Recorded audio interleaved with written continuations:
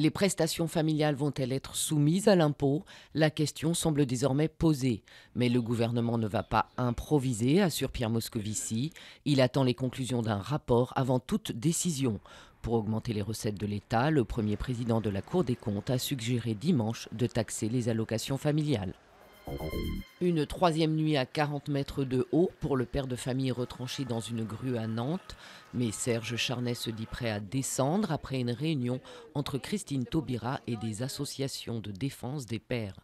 Il réclame le rétablissement de son droit de visite sur son fils, un droit suspendu par la justice après 2 soustractions d'enfants, selon l'avocate de la mère.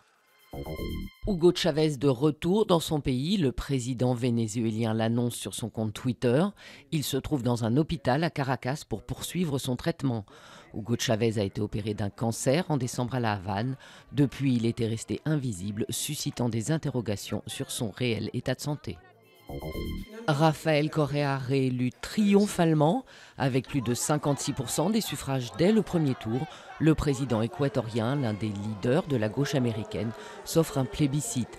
Il devance nettement son principal adversaire, Guillermo Lasso, crédité de 24% des voix. Nouveau sursis pour les éléphantes tuberculeuses du cirque Pinder, un sursis juste le temps de pratiquer des tests complémentaires selon Stéphane Le Foll. Les 2 pachydermes, âgés d'une quarantaine d'années, sont menacés d'être euthanasiés.